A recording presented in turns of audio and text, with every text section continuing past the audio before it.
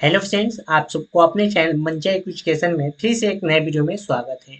Friends, इस video में हम लेकर आए हैं रक्त परिसंचरण तंत्र यानी मानव रक्त से संबंधित। इस वीडियो में हम महत्वपूर्ण 45 प्लस प्रश्नों को कंप्लीट करेंगे। यदि फ्रेंड्स आप इस वीडियो को पूरा देख लेते हैं तो आपको परीक्षा में जो कि 3 से 4 नंबर पक्के हो जाएंगे इस वीडियो से। तो फ्रेंड्स, वीडियो के अंत तक जो बने रहेगा। तो चलिए फ्रेंड्स, वीडियो को स्टार्ट करते हैं। सबसे पहले फ्रेंड्स बात करेंगे मानव जो कि रक्त परिसंचरण तंत्र क्या होता है, इसके बारे में हम जानेंगे। तो ऑब्जेक्टिव क्वेश्चनों के माध्यम से हम जानेंगे जो कि सभी महत्वपूर्ण प्रश्नों को। तो यह फर्स्ट क्वेश्चन हमारा, रक्त के शुद्धिकरण की प्रक्रिया को क्या कहा जाता है। जब रक्त की शुद्धिकरण, हमारे शरीर में रक्त की शुद्धिकरण होती है, उस प्रक्रिया को हम बोलते हैं डायलिसिस। क्या बोलते हैं? डायलिसिस। यानी ऑप्शन ए इसका राइट आंसर हो जाएगा। अगला सेकेंड नंबर क्वेश्चन है, स्वस्थ मनुष्य, यहाँ पे मनुष्य होगा, मनुष्य में हीमोग्लोबिन की मात्रा कितनी होती है। स्वस्थ मनुष्य में हीमोग्लोबिन की मात्रा यह होती है जो कि 12 से 17 ग्राम यानी डेसीलीटर होता है। अगला क्वेश्चन थर्ड नंबर क्वेश्चन है, काफी इंपॉर्टेंट क्वेश्चन है। आरबीसी की वृद्धि से होने वाले रोग कौन सा है। जब आरबीसी की वृद्धि होती है तो कौन से रोग होते हैं। तो option number B right answer हो जाएगा, पॉलीसी थैमिया रोग जो कि होती है। आप देख सकते हैं इस रोग को। अगला क्वेश्चन फोर नंबर क्वेश्चन है, ल्यूकोपीनिया रोग होने का क्या कारण है। देखिए, ये रोग जब होता है तो आपके हाथ में आ, जो कि खुजली होने लगती है और जो कि लाल लाल स्किन आपको होने लगता है। तो इसका मुख्य कारण होता है डब्ल्यूबीसी की कमी। जब डब्ल्यूबीसी की कमी होती है तब ये रोग होता है। अगला क्वेश्चन फाइव नंबर क्वेश्चन है, आरबीसी का रंग लाल किस कारण होता है या किस कारण से होता है। तो यह होता है हीमोग्लोबिन के कारण होता है। यानी ये प्रश्न पूछ भी दिया जाता है कि रक्त का जो लाल रंग होता है यह किसके कारण होता है। यह हीमोग्लोबिन के कारण होता है। उसे हम बोलते हैं आरबीसी। आरबीसी का फुल फॉर्म होता है रेड ब्लड सेल। आरबीसी का फुल फॉर्म क्या होता है? Red blood cell. अगला क्वेश्चन सिक्स नंबर क्वेश्चन है, मानव शरीर में ऑक्सीजन को पहुंचाने का कार्य कौन करता है। तो ह्यूमन बॉडी में जो कि ऑक्सीजन को पहुंचाने का कार्य जो कि लाल रक्त कणिका, जिसे हम बोलते हैं आरबीसी यानी रेड ब्लड सेल बोलते हैं, यह हमारे पूरे शरीर में क्या करती है? रक्त का परिसंचरण करती है, यानी पूरे शरीर में रक्त पहुंचाती है। अगला क्वेश्चन दिया है सेवन नंबर क्वेश्चन है, मानव शरीर का ऐसा अंग जहाँ रक्त नहीं होता है। कौन सा अंग है जहाँ रक्त नहीं होता है। तो यह है जो कि कार्निया। ऑप्शन ए इसका राइट आंसर हो जाएगा। अगला क्वेश्चन दिया है एट नंबर क्वेश्चन है हमारा, काफी इंपोर्टेंट क्वेश्चन है। चलिए देखते हैं एट नंबर क्वेश्चन को।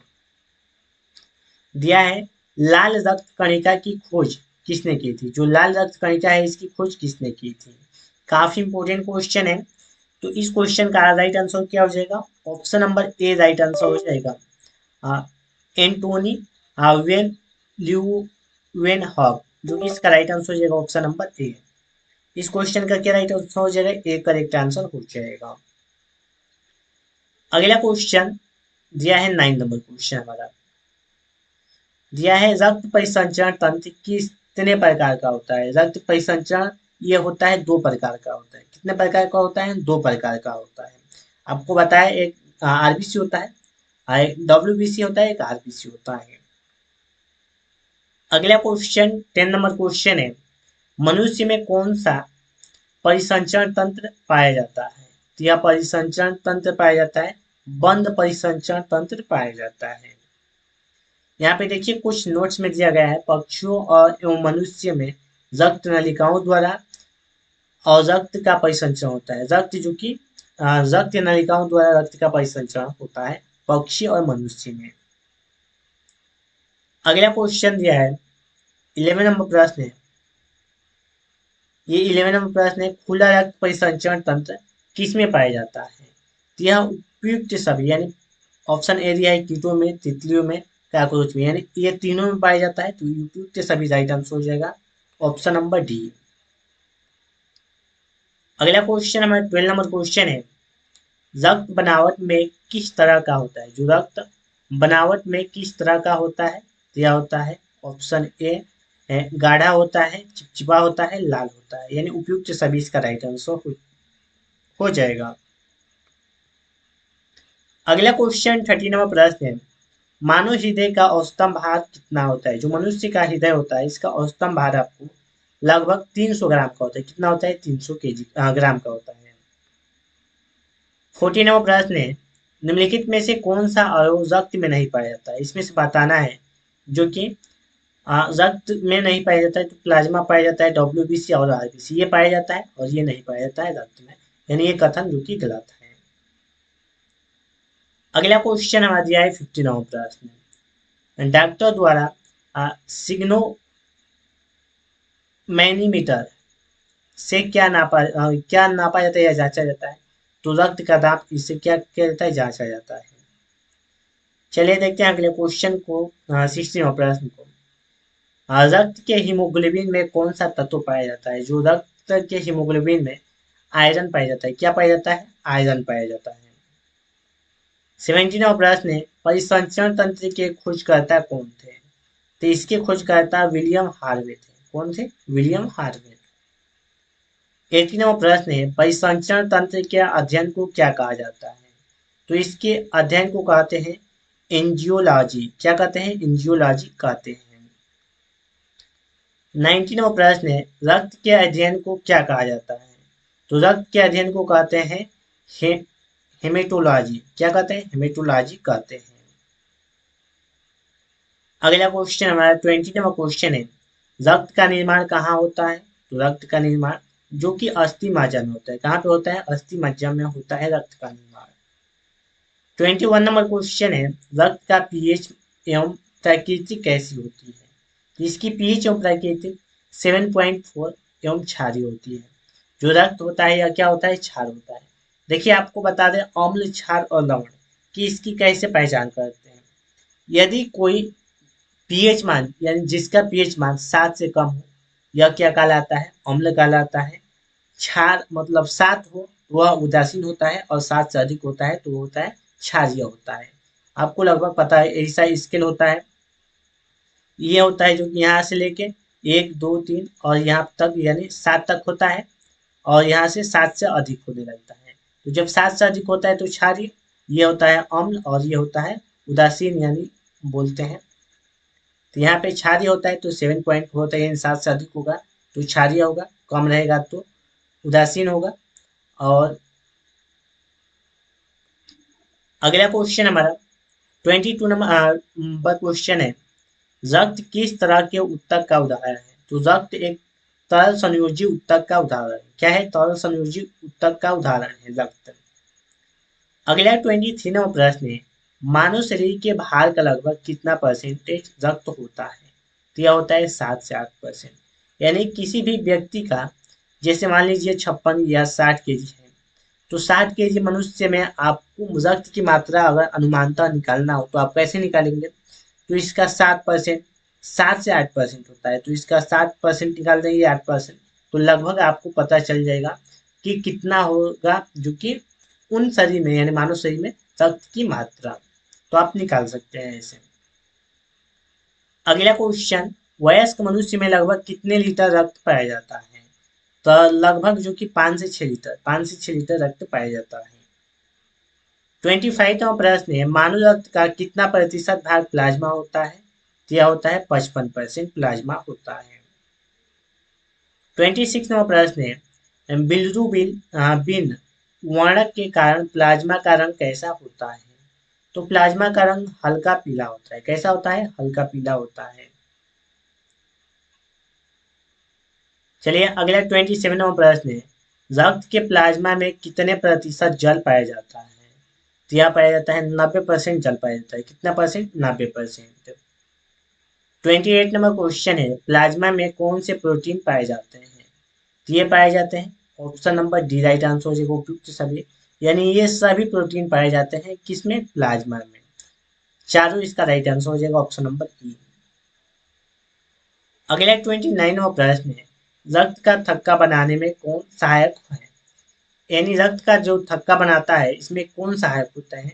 तो ऑप्शन ए दिया है प्रोथाम्बिन, बी दिया है फाइब्रोनोजेल, और विटामिन के, यानी रक्त के थक्का बनाने में ये सभी मददगार होते हैं, यानी उपयुक्त सभी इसका राइट आंसर हो जाएगा। और विटामिन के सबसे अधिक क्या है, रक्त को थक्का बनाने में मदद करता है। अगला क्वेश्चन 39वां प्रश्न है, यह 39वां प्रश्न, मानव रुधिर में कितने जो कि प्रतिशत रक्त कोशिकाएं होती हैं, क्या होती है, 45% रक्त कोशिका होती है। रक्त कणिकाओं के प्रकार यानी कौन कौन है, तो यह है ऑप्शन नंबर, लाल रक्त कणिका जिसे बोलते हैं आरबीसी, श्वेत रक्त कणिका जिसे बोलते हैं डब्ल्यूबीसी, और बिम्बाणु जिसे बोलते हैं प्लेटलेट्स, यानी उपयुक्त तीनों राइट आंसर हो जाएगा। अगला 32 नंबर क्वेश्चन है, प्लेटलेट्स का जीवन काल कितना होता है, लगभग इसका जीवन काल होता है 10 से 14 दिन। 33 नंबर प्रश्न है, रक्त यानी डब्ल्यूबीसी सॉरी यहाँ पर आरबीसी रक्त कणिकाओं का कितना परसेंट होता है, तो यह होता है 90% होता है। चलिए फ्रेंड्स अगले क्वेश्चन 34 नंबर क्वेश्चन को देखते हैं, रक्त कणिकाओं के आधार का सही क्रम आपको बताना है। तो सबसे पहले होता है डब्ल्यूबीसी, आरबीसी, उसके बाद प्लेटलेट्स। 35 नंबर क्वेश्चन है, हिपेरिन का निर्माण शरीर में कहाँ होता है, तो इसका निर्माण शरीर में यकृत में होता है, कहाँ पे होता है, यकृत में होता है। 36 नंबर क्वेश्चन है, स्वास्थ्य मनुष्य के 0.001 ml रक्त में औसतन औसतन जो कि कितनी लाल रक्त कणिका होती है, तो यह होती है 5 से 5.5 मिलियन होती है। 37 नंबर क्वेश्चन है, स्वास्थ्य मनुष्य के 0.001 ml रक्त में औसतन कितनी श्वेत रक्त कणिका होती है, तो यह होती है 4 से 11,000 तक। 38 नंबर क्वेश्चन है, स्वस्थ मनुष्य के 0.001 ml में रक्त में औसतन कितनी प्लेटलेट्स होती है, तो यह होती है 1.5 से 4.5 लाख तक होती है प्लेटलेट्स की मात्रा। 39 नंबर क्वेश्चन है, सोते समय आरबीसी की संख्या में क्या प्रभाव पड़ता है, तो प्रभाव पड़ता है जो कि कम हो जाती है, आरबीसी की मात्रा क्या हो जाती है, कम हो जाती है सोते समय। अगला क्वेश्चन 40 नंबर प्रश्न है, आरबीसी का जीवन काल कितना होता है, तो इसका जीवन काल 120 दिन होता है।